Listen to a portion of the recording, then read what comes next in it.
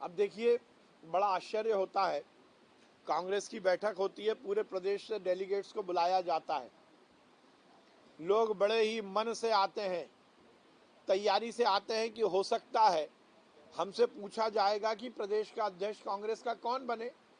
आपने PCC delegates तो बना दिए, उनके मन में बहुत उत्साह था। मेरे पास कल 5-7 डेलीगेट्स कांग्रेस के, उन्होंने इस बात को का जिक्र किया कि हम बड़ी तैयारी से आए थे, पर नतीजा सिफर निकला, क्योंकि हमें लगता था कि हमारे मन से, हमारे मंतव्य से, हमारे विचार से कांग्रेस का प्रदेश अध्यक्ष बनेगा। परंतु फिर प्रस्ताव वही पारित हो गया कि इटली की रानी, इटली की महारानी जिसको कहेंगी, वो रबर स्टैंप बनेगा और कांग्रेस प्रदेश का अध्यक्ष बनेगा। इससे ज़्यादा दुर्भाग्यपूर्ण क्या हो सकता है। अरे क्यों बुलाया डेलीगेट्स को, क्यों बुलाई मीटिंग, जब आपको यही फरमान जारी करना था कि कांग्रेस तो इटली की महारानी और नेहरू परिवार के कब्जे में ही रहेगी, तो ऐसी बैठकों का क्या मतलब। कांग्रेस के प्रदेश प्रभारी कह रहे हैं कि मुझे जिंदा कांग्रेस चाहिए।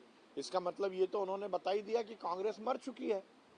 जिंदा होने की बात यदि आप कर रहे हो, इसका मतलब कांग्रेस के प्रभारी ये मानते हैं कि कांग्रेस मर चुकी है, और ये हमें दिख भी रहा है। कल की कांग्रेस की बैठकें बहुत निराशाजनक रही, ये मैं नहीं कह रहा। उस बैठक में जिन डेलीगेट्स को बुलाए थे, उनका ये विचार है कि हमसे नहीं पूछा गया, हम पर फिर निर्णय थोपने की तैयारी हो गई, और इससे कांग्रेस में बहुत असंतोष है। देखिए, कांग्रेस को और कमलनाथ जी को केवल नकारात्मक बातचीत करने की आदत है। कूनो में जो कल प्रधानमंत्री जी द्वारा चीता प्रोजेक्ट शुरू किया गया है, वो बहुत ही महत्वपूर्ण है। अब मुझे आश्चर्य होता है कि कमलनाथ जी स्वयं वन और पर्यावरण मंत्री रहे केंद्र सरकार में, उनके समय ऐसा कुछ क्यों नहीं हो पाया।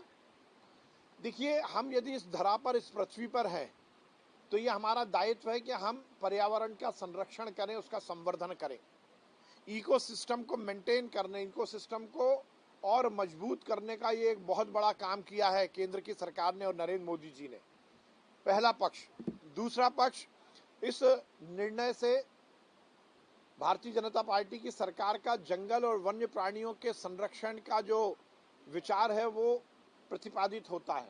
और तीसरा और जो बहुत महत्वपूर्ण पक्ष है कि कूनो में जब ये चीता प्रोजेक्ट डेवलप होगा, तो संपूर्ण क्षेत्र में रोजगार के और पर्यटन के नए अवसर सृजित होंगे।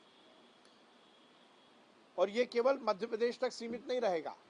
राजस्थान का रणथंभौर, मध्य प्रदेश का कूनो, मध्य प्रदेश का शिवपुरी और मध्य प्रदेश का पन्ना, ये चारों क्षेत्र वाइल्ड लाइफ टूरिज्म के एक बड़ा सेक्टर डेवलप होगा।